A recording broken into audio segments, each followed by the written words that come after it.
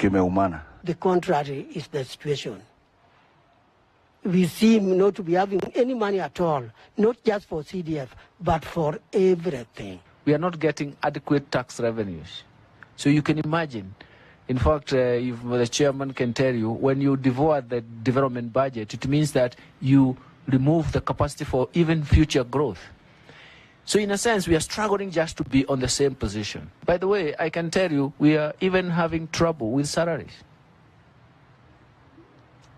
We are clearing salaries with arrears. The government is always supporting their executive programs to the detriment of CDF. We must either say that the government is unable to support secondary education by way of capitation, or allow the head teachers to charge extra fees. It's led to the mess when the results received expensively using the shortcode was different from the one on the Kenya National Examination Council portal and sent to schools.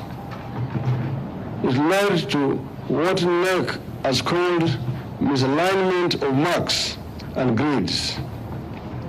Grades in science and social studies, as well as religious studies, were truncated. Mimi nataka kuambia kina mama usikuwe na wasiwasi. Hiyo kikundi hatuwezi kubali kuja kusubua mama. Wameanza kurudi kusubua watu ya biashara. Ati saa hii ati kuwa mfanyabiashara ati lazima uandike wakulinde biashara yako, usihangaishwe nao vijana. Na mimi nimemwambia county commander, wewe ulinde watu. Kwa nini watu walindwe na hiyo vijana? Protect people's businesses. This is a country of the rule of law. Kwa nini mwenye supermarket aende kutafuta vijana ati walinde duka yake asihangaishwe na vijana wa hiyo kundi haramu? Kwa nini waende stage waanze kuchukua pesa ya watu ya matatu na wewe iko? Can you make sure, please, that people are able to do their work without disturbance from those young men, and you follow the law and protect the people, because that is your work. Tumekufa sisi wanaume. Kila mboma za hii iko na kamburi. Mbili, kwingine 3. Sisi tunafaa kupewa ulinzi. Tujilinde sisi wenyewe. Tupewe silaha. Juzi tumeapply zile silaha zilikuwa zinapeanwa. Hakuna hata mtu mmoja hapa alipewa silaha. Kaunti zingine zikifanywa mauaji huko tunazikia ile itoki zii wapi, utapata gavana huko ameenda pale. Anaenda kuangalia nini kimefanyika. Hapa tangu tuchague huyu gavana timami, hatujai muona na macho yetu. Tuko na mudhama, tuko na gavana, kwani wako wapi? Kwani miaka 5 ikiisha ndio wanajua tuko wapi? Sisi tunataka haki yetu. Na kama tutapata haki yetu tuambiwe. Tuchukue sheria mikononi. Tuna haki ya kufanya lolote, tuchunge wanaume wetu na tuchunge watoto. All right, this is soapbox there, just giving you an indication of how the country is faring on as far as the matter of security, also economics and politics, as it were. And you can see also people are decrying that there are short change as far as security is concerned. You can see also in the dailies today, one of the pictures or the editorial cartoons is all about Kindiki hanging on the horns of, should I say, dilemma, which is a banditry as it is right now. And many have been also losing their lives. We also had one of the MCAs that was killed by bandits. And so this is a niggling worry. This is what also some of the people that you've seen there decrying the state of security as well. Still there, we have also the greatest handshake. As you can see, Gams has drawn that today. Baba for AU, good rebounds. Rao for AU, good riddance on the other side. So it's a double-edged sword, so to speak, when it comes to politics. Yeah, first of all, this issue that shown up there, insecurity in various counties is a very serious matter. Busia is one of those in which gangs seem to be in charge. The challenge government brazenly and openly. I think government must get on top. I agree with the Deputy President Reggie that it shouldn't just be talk. There must be actions to completely stamp those out. When you look at Kindiki, certainly is not doing very well. You know, when you are on horns of a hostile bull and you're holding the way you are doing, you're trying to save your skin. You try to make sure that the sharp end doesn't get near you. So you're not in control, and you cannot pull it down unless your feet are on the ground. In the air, you really are just flying around. So clearly, what the cartoon is saying is probably the truth of the matter, that they haven't come to grips with this insecurity in various places. I thought that they had done a good job from the media coverage in Baringo. But now Baringo seems to be bouncing back. I personally think, I have the advantage of the ignorance of bliss, the bliss of ignorance rather, that I don't know all of it, and therefore it's easier to say something about that than when you know it in detail, because you begin to worry about the characters involved. That the big names are into all of these, in all of these countries, and in Baringo and so on. So you begin to feel that it's probably within the grip of government, if they can contain that power elite that is also now into these terror issues, and government can't pretend that they don't know who it is, and so on. So that is, as an image of a country outside, a country seeking investment. Baringo is part of Kenya. Nobody will know that it is one corner that you can do things, even if, despite what happens there, they'll say in Kenya you have this insecurity. You have Lamu now, you have Samburu, you have Baringo, you had Turkana a while ago. That has since calmed down a little bit. I think government must really clamp down on that. Mm-hmm. Right. But I think, Dibal, I have a slightly probably provocative view on this. Our politicians have a lot to do with what is happening here. The disregard and sort of the pontificating around ignoring the rule of law. When you put that on top of the despair that people are economically at that kind of level, you will find that defiance begins to come in. Because if you're hungry and you're not well, and you're desperate, and then your role models are defying the law and doing different things, your next route is to go exactly the same way. Mm-hmm. And it then leads to people starting to attack people, the banditry, and so forth and so on. All that is rooted in the way we are socializing the rule of law in this country. And I think we need to go back to that fundamental, the fundamental issue of the fact that the leadership in this country has to set the right tone for change to start in this country. And if that tone is set right, then when you say about going to kick people out and lock them in and say you're going to deal with it, people will take you seriously. But when you're sort of, you're the very same person saying that you want to do that, and then you're going against the rule of law, people are saying, you're telling us that, why can't we do it ourselves? And here we are hungry, we can't work, we can't do this and the other. So I think the solution to all this is not just going in with the forces and the power and everything else. It's around changing our national outlook in terms of the rule of law, and also creating the opportunities for people to be able to to get gainful employment and get out of this despair situation. So riding on these horns, I think that is it's indicating really that you need to do two things as far as I'm concerned. All right, let's just get back to the issue of Ethiopia as we're winding up, and juxtapose it with the independent power producers' quest to sell electricity to other countries in the region after stakeholders from 13 countries worked out modalities of admitting the generation into the regional power pool. And we have Energy Cabinet Secretary, this is Davis Churchill, who said that the East African Power Pool, that is EAPP, is coming up with modalities on how IPPs can effectively sell electricity across borders. IPPs supplied 33.5% of the power that Kenya Power purchased in the year to June 2023, making them the second largest power suppliers in the country behind Kenyan, which supplied 60.3%. Let's just gravitate to that particular discussion briefly. I think, Dibali, remember a few programs ago I talked about the experience that I had in Denmark, where they have, they're buying power from across a lot of countries. And I think it's a step in the right direction, but they need to be a little bit bolder. They are saying that IPPs can sell to other countries. They need to be able to move in one foul swoop where IPPs can sell to another corporation. The idea of Patrick Obath Inc. or Zero Inc. I like to think of my of my colleague next door, can go and buy power directly from a generator at the price that they negotiate, and then you have the infrastructure being able to to take the power from where Keepers bought it to his farm. Yeah, that is the way we should be going, rather than just still talking about IPPs to government.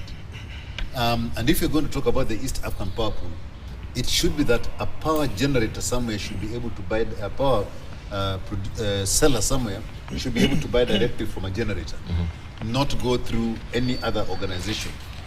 So it shouldn't be that the government of Uganda has to come through our government to buy from, say, Kengen. They should be able to go directly to Kengen and buy. And if possible, not just the government of Uganda, but the Uganda Electrical Company should be able to buy directly from Kengen and then pull it through the infrastructure. I think the CS Churchill has started the right thing, but I think they should be a lot more bullish rather than trying to do something now that countries started doing 30 years ago and think that we're making a big step. All right. Dr. Shemochodo? Edebal, I also agree. I think it's the right way to go. But perhaps there should be a little more innovation. Maybe there should be a power pool exchange entity. Perhaps Nairobi Securities Exchange may want to annex to be kind of the clearinghouse where the power is supplied and traded.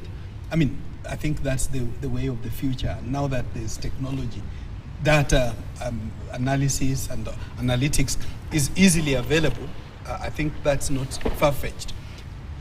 Maybe Debal later we can talk about AU, but for now I think I hand it over to my colleagues. Right, I just wanted also to highlight maybe something, if you want to just comment on that briefly with the IPPs, because I'd raised earlier question of the agency, that is consumers were paying, it says, an extra 70.35 billion shillings in exaggerated power bills in 5 years to February 2023, after the Energy and Petroleum Regulatory Authority, EPRA, added illegal charges on their monthly fuel surcharge.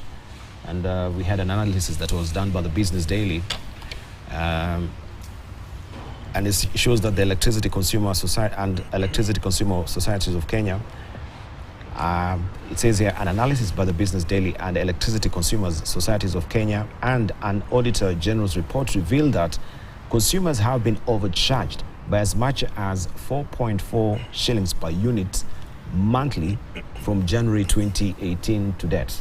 The monthly surcharge is based on a formula set and approved by the Energy Regulator to compensate for fuel-driven power generators, but EPRA has ignored the formula, leading to the exaggerated bills. And of course, you can see also an illustration of how that had panned out, the variations between correct FCC and the billed FCC from January the 18th to the 24th there. So the blue line there is a correct FCC. The billed FCC is also there in orange. What does it really mean then, if we've been overcharged illegally? Because we're talking even of housing levy right now. Coopets will just run obvious by that story, who are saying that we should be refunded this money because it has been declared unconstitutional. So if EPRA has been overcharging Kenyans by 4, how then do we react to such a statement? Do you also gag for a refund? I don't know. Either of you can actually take it, Kiprono or I think let me take this. When you look at the electricity world, there isn't an organization other than EPRA that is looking at that particular calculation. And I take this because in the oil business, there is the Petroleum Institute and an association of all the people who are working there, that the pricing formula for fuel for petrol, diesel, everything else, is something that is under scrutiny all the time. And if EPRA makes a mistake, we jump at them, seriously. And that formula was done with every single element described and how it's derived, so that people understand that fully. The fuel cost charge, the electricity, however, is a 100% EPRA control. There is no other body that has any sight or any influence on how this is done. And all it is KPLC says this is happening, and then EPRA says yes or no. And that is two state organizations that are working together. So I think this just shows what can happen if we don't have checks and balances within a system. And in electricity, there isn't such checks and balances, such that the consumer or the population is aware of what is going on. And so a small thing like using the wrong exchange rate to do this, nobody's going to look at that, because it is an internal thing within EPRA. And is that deliberate as it's being put here? Because it sounds like it is deliberate to cover for the expensive diesel charges. I don't think it is deliberate. I think it was an error that was done that when discovered, because it was working in favor, was never corrected. Yeah, you find that there are errors that are done like that. I mean, the other day they were applying the wrong exchange rate. Same organization, EPRA, was applying the wrong exchange rate, which was not the one that the central bank had to derive the price of fuel. If you remember, this was barely 2 months ago. So it is, I think the organizations, let me put it bluntly, I think their professionalism is under question in this kind of thing. A regulator should be above reproach. But this kind of thing happening in a regulator, I think, is inexcusable. So this is costly for Kenyans. I think let me just say something about this. First of all, I wouldn't want to play devil's advocate, but let me say that one of the fundamental tenets or doctrines of equity is that nobody should be condemned unheard. And it would be interesting to hear what EPRA themselves will have to say in response to that. We know obviously that in public discourse in this country, like in any other free democracy, people have a lot of liberty to say what they want. I mean, I'm an investor in the media, and I cannot tell you the number of times I have picked up a newspaper, even in an enterprise that I have a shareholding in, and find a story that is completely no bearing to the truth. So I don't want to suggest that is an untrue or not a factual statement, but let me just say that the cost of energy is a fundamental factor of production.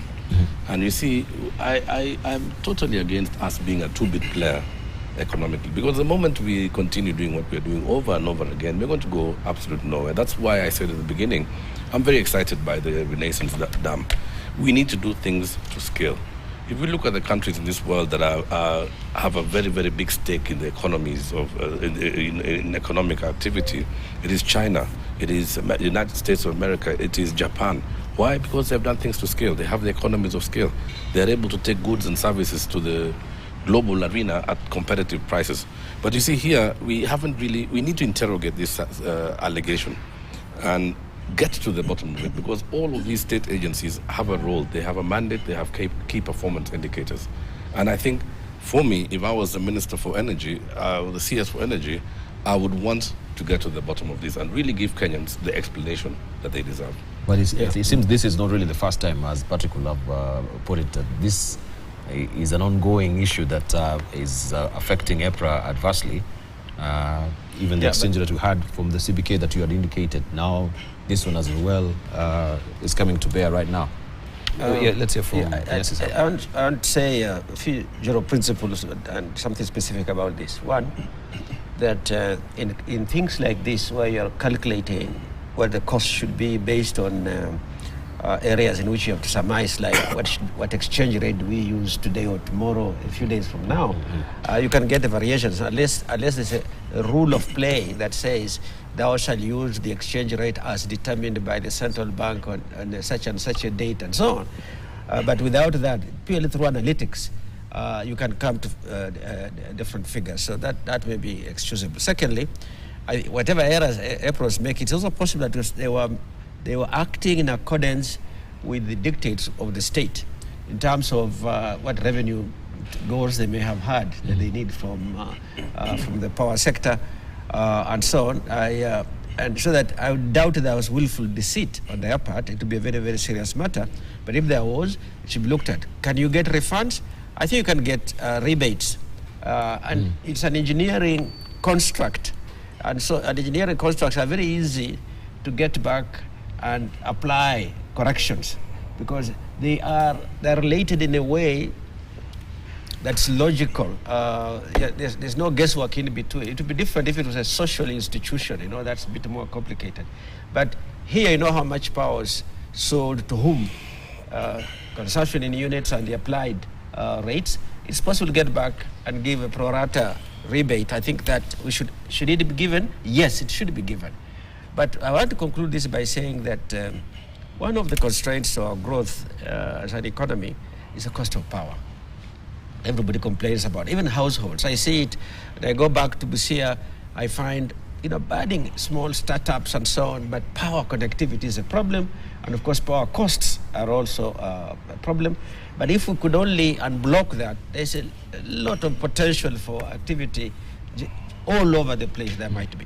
So these arrangements like creating power pools of the type that we have just been discussing, using IPPs to be part of the solution rather than what turned out that it became some of the pricing around IPPs became ways of cornering the market under some rules and making a lot of money, because the IPP rates are different almost from one IPP to the next, and the variation between the lowest one and the highest one is very big, and the ownership structure is fairly, ugly. That it's people in power that seem to succeed to get these IPP agreements and so on. That is something that must be resisted, and I think through these power pools, it will reduce this reliance on a few power brokers that are also now power in terms of authority, but also power in terms of electricity. There is, the two seem to move fairly closely. If you are a good power broker in terms of authority, you also end up being a big player in electric power things and so on. I think those are areas that we must push towards a more competitive environment, lower the prices, to be able to allow the economy to grow faster. That, I think, we should push very hard. Thank you. Right. Debal, for me, allow me to compliment the groups that found this out. The Auditor General, the Association of the Society, the Consumers Body. I think with the light touch, the Auditor General and Controller of Budget have been reasonably bullish, and I would want to encourage them to be bold for the good of the country, to continue the path they are. Sometimes they may rub the executive the wrong side, but I think that's what good governance and democracy is all about. But having said that, Debal, we probably are forgetting soon, around COVID time, almost everybody was complaining about power prices that were really abnormal. The past, about 3 years ago, I remember as a household consumer, for example, in 1 month, one certain month, our rate almost doubled all of a sudden. Consistently, it was an amount. Then all of a sudden, it's twice, and our consumption, because of COVID, actually had gone down. So we expected the price, the tariff, to have gone down. So maybe that was the time that there was this overcharging, and I fully support the idea of rebate or credits or discounts being given to consumers, so that it would be wrong for a government agency to take illegal levies. But overall, I agree with the Honorable Nyasye in this particular regard. We probably need to focus more on generation.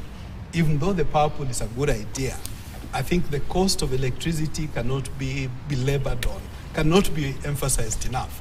That for us to turn the corner and make the big leap, that we have to find a way of introducing maybe more green energy and more affordable energy.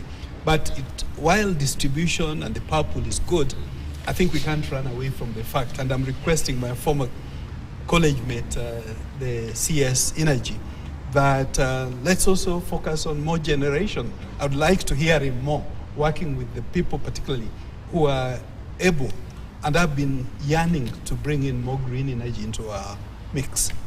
Indeed.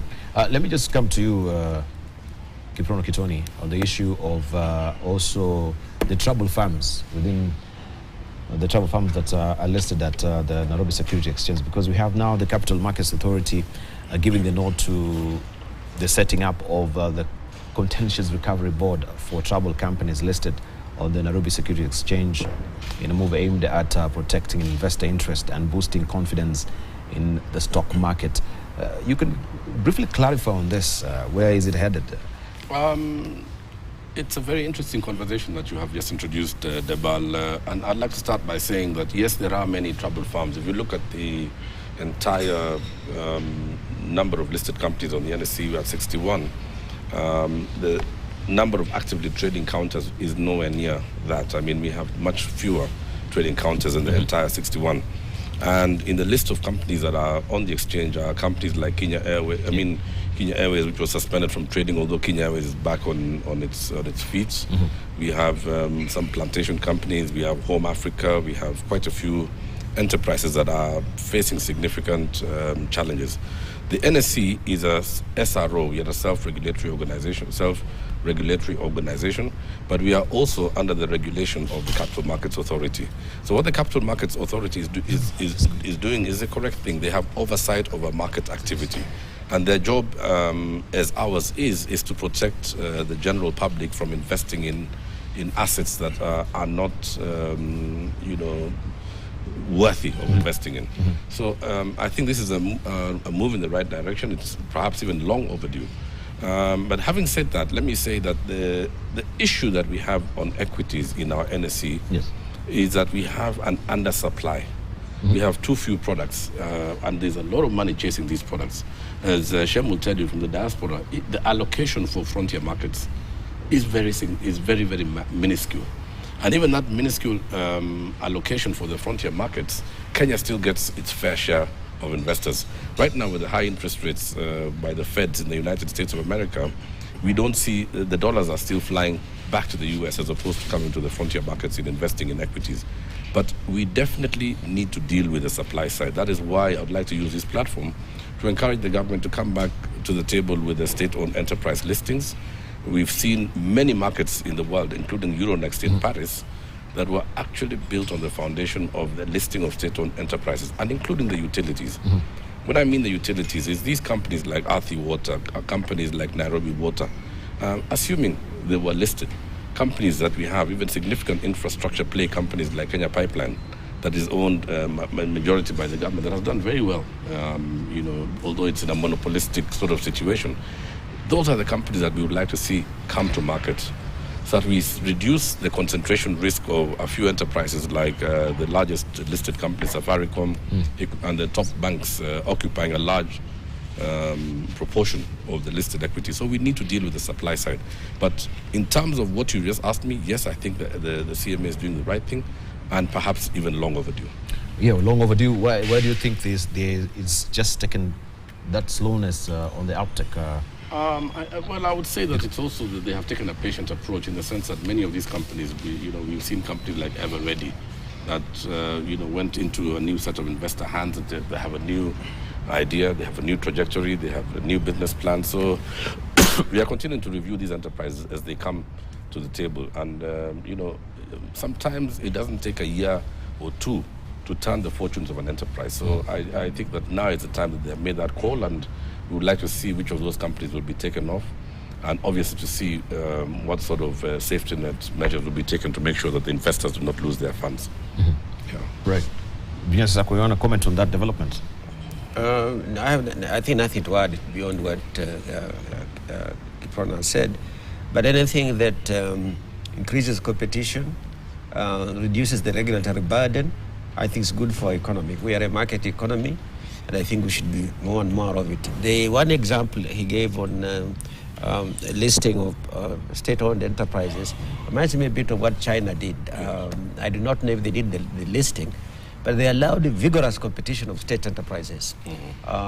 Even in bidding within the EXIM lines, where they're giving, they're investing all over the world, in all over the countries, including the United States. But that their farms there would be a Chinese farm that takes it, but after vigorous competition. And that is not always the case in some countries. You tend to favor a particular state-owned enterprise, but they allowed. As the net result is that they had mushrooming of those, and they're hugely profitable. So I would think that any of these reforms that increase competition will expand the frontiers of our economy. Right, and I hoped also, because we have a new CEO, we had the exit of Geoffrey Odundo, now we have Mr. Mwiti as well. So, Chair, you've given a hearty welcome. Is there a party? Yes. That we've been able to, we had a very competitive process that went on for about 5 months to get a successor for 5 months, okay. Yes, for Geoffrey Odundo. And it was a very, very transparent process. And I believe that what we did in the event that even government went through recruitment like we have done, right, we will get the right person in the right position.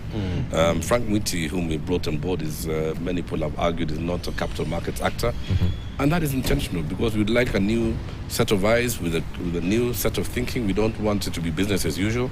We'd like somebody with international exposure, somebody with who comes with experience from more developed markets in Kenya, and I believe that his job is cut out for him, and we look forward to really good times for the NSC in the years to come.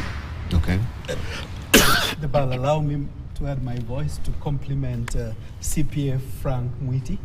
I wish him well at the NSC, and of course, as Kenya Diaspora Alliance, we look forward to continued, even deepened partnership that the chairman has chaperoned over the years.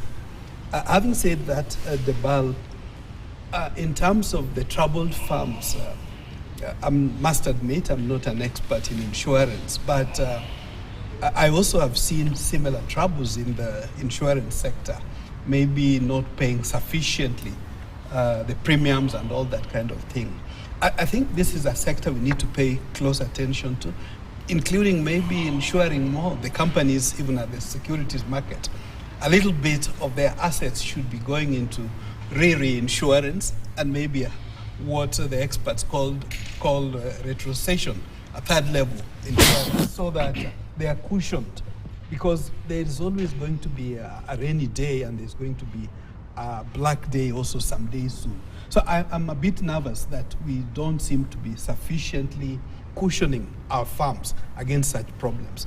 Having said that, Debal, I want also to encourage and compliment the Securities Exchange for also looking at more products.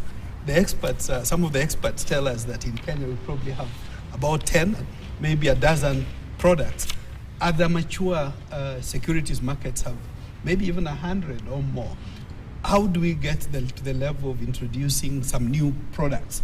It's in this regard that, for example, though this is still very premature, for diasporas, we're looking at two particular products. One, a way of them investing in regulated products, but not managed or controlled by government. And two attractive options here. One is, could they, instead of starting their own circles, there are some very established circles, and we are looking at two of the top ones, where diasporas can start to accumulate wealth into. The other option, and we've been discussing this with some of the technical people at the NSC and the other experts, a case where there is intentional investing by diaspora in particular stocks, so that they accumulate and become a major actor.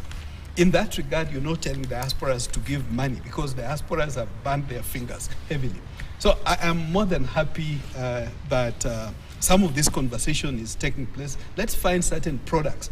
We do know that what's coming into the country in remittance, we are told, is only about 5 to 10%. How do we unlock another 90% or even another 10%? It's only some innovative products that could help us do that. And I'm glad this conversation has started. I hope we can accelerate it more. I think also adding just into the mix, we have the over-the-counter new bond deals, Chair. Sure. that was introduced as well. So, and what also Shem is talking about, you can chime in. I think last week was also, fairly significant for us because we saw the approval by the CMA of a hybrid model whereby, we allowed, fixed income trading in Nairobi now. You can have both an on-screen and it's a hybrid market that has on-screen as well as, the quotations board. So that allows for people to invest by looking at what has already been bid on the previous day. So it's increasing transparency. And it's one of the new products that has come in. And I think the CMA is doing quite a lot of work in making sure that we do have more to offer. Right. Yeah. All right. I wanted to gravitate this discussion to what now the Attorney General is saying that KRA is collecting the housing levy illegally right now because it is unconstitutional. This is what he says. And we have also Kupet threatening to go to the streets, where the Kenya Union of Post-Primary Education Teachers is demanding refunds from the Teachers Service Commission in form of housing levy deducted from teachers between the month of January and February within the next 14 days. Deputy Secretary General Moses Nduria, that is Ndurima, says the union will be forced to sue the teachers' employer for contempt of court if this is not heeded. Shadrach Committee has more.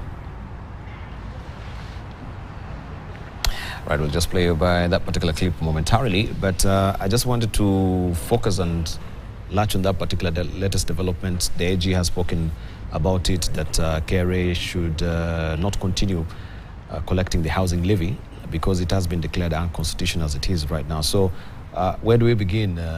If people now are saying, you're talking of rebates, this money has already been collected. Yes, I think in the case of power, rebates would be the most practical thing. It's just the rebates can be one-off or it can be staggered depending on the quantum. Now, these ones, clip, if I might just interrupt a bit so that we can play it by you and then we continue the conversation. Let's just hear what the teachers are saying. When the Teacher Service Commission deducted the housing levy from teachers in the month of January, TAC Chief Executive Officer Nancy Macharia defended the commission by arguing that by the time the court tendered the ruling, the commission had already processed the teachers' payroll. Last month, we deducted because, as I have already said, and I think this is something you take home, we ran our payroll on 20th. So I think there was a judgment on 26th. We had already run the payroll. Despite the court ruling that the housing levy is illegal, teachers have claimed that the housing levy has once again been deducted from their month of February salary. According to Kupet, several pay slips for the month of February confirm the deductions. We are saying that the CEO Teacher Service Commission and the commissioners are in contempt of court. So the union has given them 14 days to return the teachers' money back. Kupet says when January deductions were done, the union wrote to the commission demanding that the teachers be refunded. We did write to the commission in January and told them all that money they have collected for the previous months must be returned in the payslip in the month of February. The commission responded and said that because in January they had already prepared the payrolls, they are willing to refund the teachers' money in the month of February. So these are blatant lies. I mean, how do you continue now deducting again? After passing in the National Assembly, the Affordable Housing Bill is currently in the Senate. And according to the Kenya Kwanza government and parliamentary group, the bill is supposed to be assented to by the president by mid-March, so that by April 1st, deductions for housing levy will officially start. And before Parliament regularizes the procedure, Kupet insists teachers must be refunded. You know, the commission is supposed to be independent in terms of the Constitution. They do their own things away from the executive. But now the commission is playing into the hands of the executive just to, to endear themselves. I don't know why, because they take their own budget and they have the mandate to execute which is provided for under the Constitution. Shadrach Miti, KTN News. All right, Vinyasa Sakwa, you on it. So we've heard from the teachers as well. So what is the best way forward? Is it to refund the money or to yes, I think the TSC should. It depends. I don't know what the transmission process is. Whether as soon as they deduct, they pass it on to KRA, which means they have to cooperate with the KRA to get that done. But sometimes there is a lag when funds are collected before they are moved on. Assuming there is no lag, then our prepared should agree with KRA on the refunds, and they should, promptly do the refunds, do the right thing. I was happy that the Attorney General came out fairly clearly on this one. Normally, lawyers are they are vague in giving their opinion. He was very categorical. It's the first time I see that kind of clarity. So I think we have no other option but to follow the law for the time being and get back to it when again there is the ban is lifted. But they must do the right thing. I don't think it's a big deal in my view that they collected, but as the head of Teacher Service Commissioner said, she's saying there's a date by which they have to do a deduction, there will be any deduction. So they simply have to negotiate with whoever is having the money now to reverse it. It should be done. All right. I would want to assume that any time there's a transaction on money, there is a cost, administrative cost to it. So the fewer the transactions or the administrative transactions, in my view, would be the better. While I fully support that an illegality needs to be corrected and the teachers need to get what's rightfully theirs, but perhaps refunding it, which probably will cost, as it cost already when it was being collected, it probably should be another case of a rebate or a credit, since it's clear that there's that strong likelihood that this new bill is going to come into place and deductions will begin from April. Perhaps this could be carried over so that for a few months, instead of taxing the teachers, you just do the credits. That would be my suggestion. But I fully agree with my brother here in terms of what Honorable Justin Muturi is doing. There was a time in the recent past when some of us felt previous or holders of that office were misadvising government. Well, it could also have been the case that maybe government was not listening to the advice. But I think for JB Muturi to come out and say, no, we are a country that must uphold fidelity to the law, I think that's commendable. It shows how mature our democracy has become. I don't think that makes him an enemy of the executive. I really think that's what a chief advisor of government, legal advisor, needs to do. So it's commendable for me. So they wait for the legislation to steamroll through the House, right, until it is now senated by the president. Then it can have some legal framework that they can go full steam ahead and collect these levies. Yeah, I mean, I want to concur completely with my brother Shem. I mean, the point, the question should not be to refund or not to refund. It needs to be one of, are we a nation that is going to observe the rule of law or not? And as the principal legal advisor of government, the Attorney General has done his job. He's made his pronouncement. And I think it is very clear. If the law is such that it doesn't provide, or it is not yet been enforceable that the collection should be done, then it shouldn't be done. And if that money is accumulated and is sitting in an account somewhere, I think the teachers have every right to request for their refund. But I think more importantly, we have seen over the last few months pronouncements by members of the executive and members of the legislature make pronouncements that actually are to the effect that they will not follow the rule of law. Indeed. And I think for me, that would be a very sad development, because any serious democracy, any modern civilized country must be built on the foundation of a country that observes the fidelity to the rule of law, and that is non-negotiable. Sure. And we've seen this, Vinyasa Sakwa, that the AG has been decrying. Most of these legislations have not been passing through his desk. And they go now full steam ahead, being installed. They're stopped at other courts. There's been a lot of this. When it comes to interoperability of the government offices as well, it seems they're not really working in sync. Well, first let me say that that confused me. You did? Yeah, the fact that that laws would not be passing through his desk was a very confusing statement in my view, because the way the process is structured, irrespective of where it originates, it inevitably goes via the office of the Attorney General. I don't know how it would get legitimacy if it didn't go through the office of the Attorney General. That surprises me quite a lot. But be it as it may, there might be, short-circuiting and so that was being done, and clearly that's not the thing. I know that AG Muturi, Attorney General Muturi, has come under criticism a bit for not being, not coming out clearly or directly, and I think he made a couple of advisories that were later not accepted, which is not surprising. Yeah, you can disagree with the Attorney General, but I think he's redeeming himself now. That I would say this is an attempt to redeem himself. And indeed, if there are laws that bypass his office, because people are afraid of how he might come out on it, that's very unfortunate.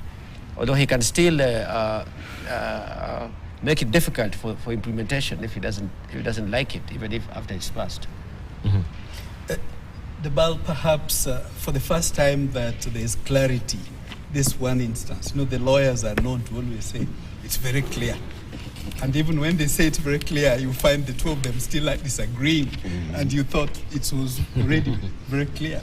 But in this particular case, I think JB has pronounced himself very clearly. One would have thought that the drafters are actually in his office. So for him to come out and say that some of these laws have not gone through his office, I think is a warning bell that in my view, the executive needs to pay attention to. And it's in the same regard, the BAL, I must express concern. I remember there was a time that court said stopped public participation, or was what was meant to be public participation. And a number of legislators decided that you guys can go to hell. We'll go ahead and have this public participation. That happens only in a kangaroo state. You really can't just grandstand and say, I'm not going to listen to the courts. Because then you are creating a very dangerous precedent where if people who make the laws are going to be the ones to break them, at what point are we going to stop? So I think, as Chairman Kip is saying, let's fully uphold the rule of law. It may be uncomfortable to you, but the good thing is that our laws have got what we call self-healing frameworks that you can always appeal. And our courts have so far been very reasonable to listen to all sides. So my plea with the legislatures and the executive that let's not go that slippery path of taking court decisions lightly, whether we like them or not.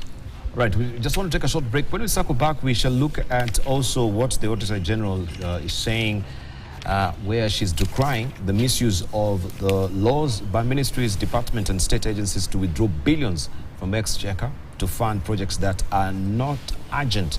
And this is abuse of Article 223 of the Constitution, allowing the Treasury to spend on emergencies without parliamentary approval. We shall be looking at that momentarily. So we take a short break right now. Don't go away.